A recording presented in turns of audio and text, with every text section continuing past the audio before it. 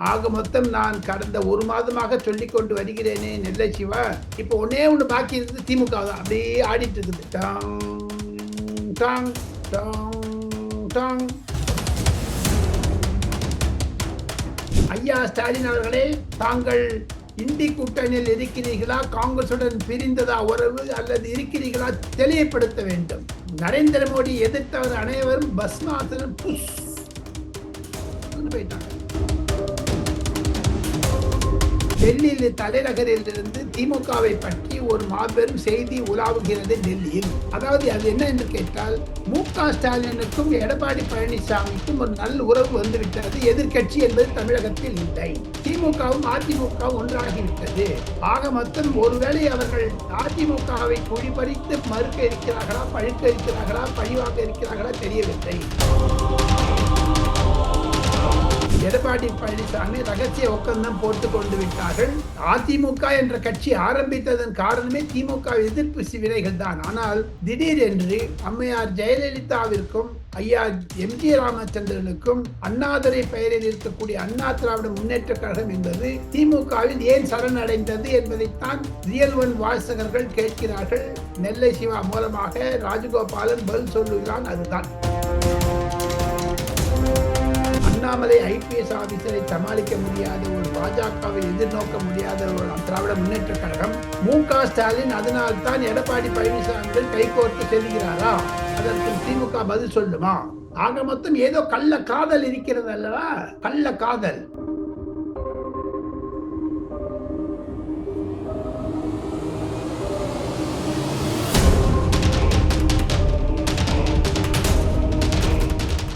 Real one voice நேயர்களுக்கு நண்பர்களுக்கு வணக்கம். இன்று நம்முடைய ரியல் ஒன் வாய்ஸ் நேயர்களோடு தமிழகம் இந்தியா குறித்த பல்வேறு முக்கியமான நிகழ்வுகள் குறித்து பகிர்ந்து கொள்வதற்கு நீண்ட நெடிய அனுபவம் கொண்ட மூத்த பத்திரிகையாளர் டெல்லி ராஜகோபாலன் சார் அவர்கள் நம்மோடு இருக்கிறார். வணக்கம் சார். நமஸ்காரம். நமஸ்காரம். நமஸ்காரம் சார், இப்போ நம்ம இந்த இன்டர்வியூ இப்போ ஸ்டார்ட் பண்ணும் போது ஃபிளாஷ் பிரேக்கிங் நியூஸ் வந்துடுச்சு. பிரேக்கிங் நியூஸ் வந்துடுச்சு. ஃபரூக் அப்துல்லா, நேஷனல் காங்கிரஸ் தலைவர், ஜம்மு காஷ்மீருடைய முன்னாள் முதலமைச்சர், இந்தி கூட்டணியில் இருந்து ராகுல் காந்தியை நிந்தி வெளியேறிவிட்டார். அவர் சொல்லிட்டாரு இந்தி கூட்டணி உடைந்து விட்டது என்று. ஆக மொத்தம் நான் கடந்த ஒரு மாதமாக சொல்லிக் கொண்டு வருகிறேனே நெல்லை சிவா, இந்திய கூட்டணி என்பது செத்து போச்சு, மரணம் அடைந்து விட்டது, அதற்கு தவசம் செய்து விட்டார்கள், இறுதி முடிந்து விட்டது, இந்தியாவில் எதிர்கட்சியே இல்லை. இப்பொழுது ராகுல் காந்தி மீது அனைத்து இப்போ ஒன்னே ஒன்று பாக்கி இருக்குது, திமுக தான் அப்படியே ஆடிட்டு இருக்குது. டாங் டாங் டாங் டாங் டிங் டோங். திமுக நிலைமை தெரியல, எங்க இருக்காங்கன்னு தெரியல. ராகுல் காந்தியோட இருக்காங்களா? ஏன்னா சென்னைக்கு வந்து இந்த அனைத்து பேரும் வெளில போயிட்டாங்க. நிதிஷ்குமார் வெளில போயிட்டாரு. உங்களில் ஒருவன் புத்தகத்தை வெளியிட வந்த நிதிஷ்குமார் வெளில போயிட்டாரு. ஃபரூக் அப்துல்லா வெளில போயிட்டாரு. உத்தவ் தாக்கரே வெளில போயிட்டாரு. பின்ன ஸ்டாலினோடு யார் இருக்காங்க? ஸ்டாலின் தனிமையாக்கப்பட்டார். திமுக என்பது தனி மனிதன் ஆகிவிட்டது, தனிவரம். ஆக மொத்தம் இனி அது எதற்கு ராகுல் காந்தி முன்மொழிந்த மு.க. ஸ்டாலின் 2019 நெல்லை சிவா மூலமாக ரியல் ஒன் வாய்ஸ் நேயர்களுக்கு கேட்டுக்கொள்கிறேன். 2024 யார் முன்மொழிவார்? எம்.கே. ஸ்டாலின். இப்போதான் ஃபரூக் அப்துல்லா போயிட்டார், டாட்டான்னுட்டு போயிட்டார் அவரு. இப்ப டாட்டா சொல்ல வேண்டியது ஒரே ஒரு ஆளு தான், ஒரே ஒரு கழகம் தான் திராவிட முன்னேற்ற கழகம். ஒரே ஒருவர் தான் மாண்புமிகு முதலமைச்சர் மு.க. ஸ்டாலின். ஐயா ஸ்டாலின் அவர்களே, தாங்கள் இந்தி கூட்டணியில் இருக்கிறீர்களா, காங்கிரசுடன் பிரிந்ததா உறவு, அல்லது இருக்கிறீர்களா தெளிவுபடுத்த வேண்டும். நரேந்திர மோடி எதிர்த்தவர் அனைவரும் பஸ்மாசனம் புஷ் போயிட்டாங்க. பாக்கி இருக்கிறது திமுக ஒண்டிதான். Okay sir. அதே நேரத்தில் பாத்தீங்கன்னா ஐஎன்டிஐ அலையன்ஸ் வந்து உடைஞ்சுக்கிட்டே இருக்கு. ஆனா தமிழ்நாட்டுல மு.க. ஸ்டாலின் அவர்களை பொறுத்த வரைக்கும் பாஜக எதிர்ப்பு அப்படிங்கிறத இன்னும் தீவிரப்படுத்தி இருக்கக்கூடிய வகையில் தானே சட்டமன்றத்தில் அவருடைய செயல்பாடுகள் இருந்துட்டு இருக்கு. நேரடியாகவே ஆளுநருக்கும் மு.க. ஸ்டாலின் திமுகவுக்கும் இடையில மிகப்பெரிய ஒரு மோதல் நடைபெறுகிறதே சார். இதே எப்படி சார்? இயற்கை தானே சிவா, இயற்கை தானே. அவங்களுக்கு திமுகவிற்கு வெளியில போகிறதுக்கு இடம் இல்லை, உள்ள யாரையும் கூப்பிடுறதுக்கு இடம் இல்லை. அதே கூட்டணி தொடர்கிறது. அரைச்சமாவே அரைச்சிட்டு இருக்காங்க. புதுசா ஒண்ணுமே கிடையாது. சமீப காலமாக நெல்லை சிவா டெல்லியில் ஒரு பேச்சு வதந்தியா உண்மையா தெரியவில்லை. டெல்லியில் தலைநகரில் இருந்து திமுகவை பற்றி ஒரு மாபெரும் செய்தி உலாவுகிறது டெல்லியில். அதை தாங்கள் சொல்லு என்றால் சொல்வேன், இல்லைன்னா சொல்ல மாட்டேன். சார் கண்டிப்பா நம்முடைய வாசகரோட பகிர்ந்துக்கணும் சார். அதாவது அது என்ன என்று கேட்டால், மு.க. ஸ்டாலினுக்கும் எடப்பாடி பழனிசாமிக்கும் ஒரு நல்ல உறவு வந்துவிட்டது. எதிர்க்கட்சி என்பது தமிழகத்தில் இல்லை. திமுகவும் அதிமுகவும் ஒன்றாகிவிட்டது.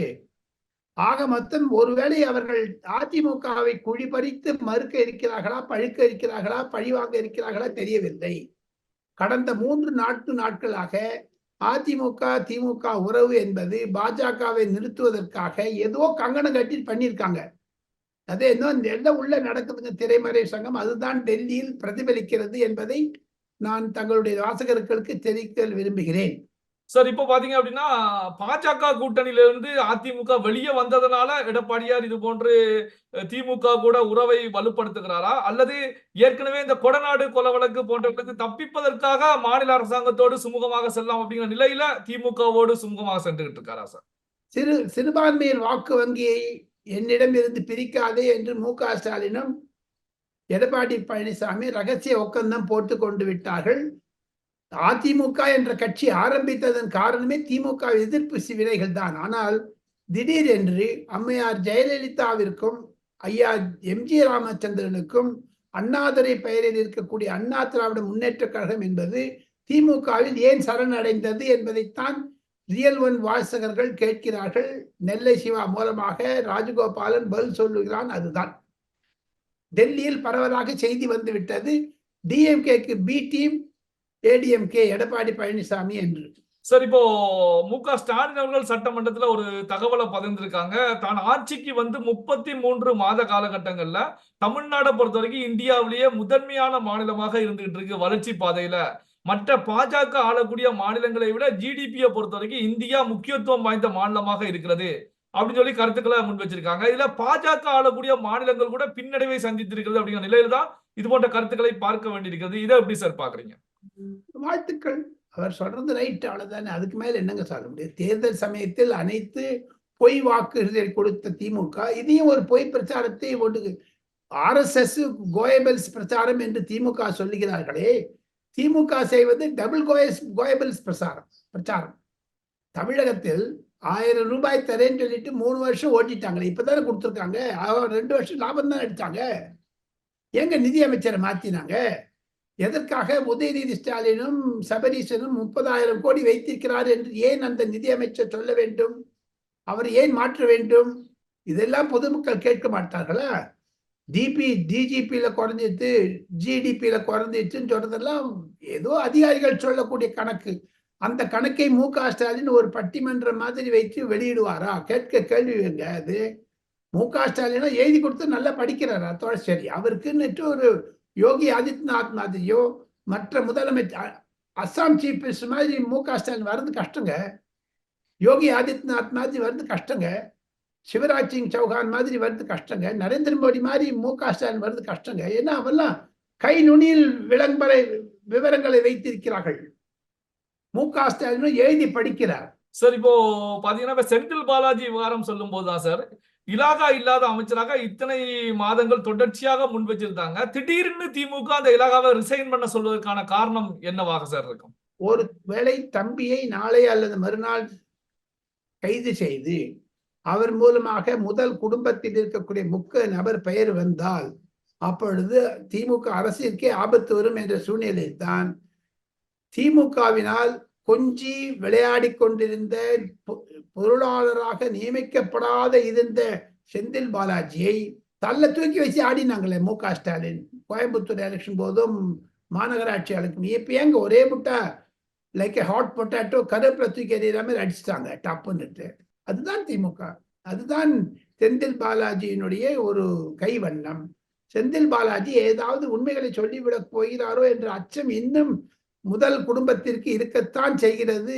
நெல்லை சிவா சார் இப்போ போகக்கூடிய ஒரு பிரேக்கிங் நியூஸே கேட்கிறேன் சார். அதாவது பாத்தீங்க அப்படின்னா சார் வந்து இந்த தேர்தல் நிதி கட்சிகளுக்கு கிடைத்த தேர்தல் நிதியை சுப்ரீம் கோர்ட் வந்து என்ன சொல்லிருக்குன்னா இப்ப கொடுக்கணும் அப்படின்னு சொல்லியிருக்காங்க சார். இதை எப்படி சார் பாக்குறேன்? கரெக்ட். சுப்ரீம் கோர்ட்டுடையது யாரும் சேலஞ்ச் பண்ண முடியாது. இதை அருண்ஜேட்லியினால் நரேந்திர மோடி அரசாங்கம் கொண்டு வந்தது. இதில் திமுகவிற்கு கூட பணம் வந்திருக்கிறது. அதை திருப்பி தருவார்களா திமுக? அதை கேளுங்க ஒரு கேள்வி. ஆர்எஸ் பாரதியை கேட்க சொல்லுங்க. மு.க. ஸ்டாலின் நிருபர்கள் கேட்க வேண்டியது தானே, ஐயா உங்ககிட்ட பணம் வந்தது, அது திருப்பி கொடுத்தீங்க. 780 கோடி வந்திருக்குது அவங்களுக்கு, சம்திங் 3-4 வருஷத்துல.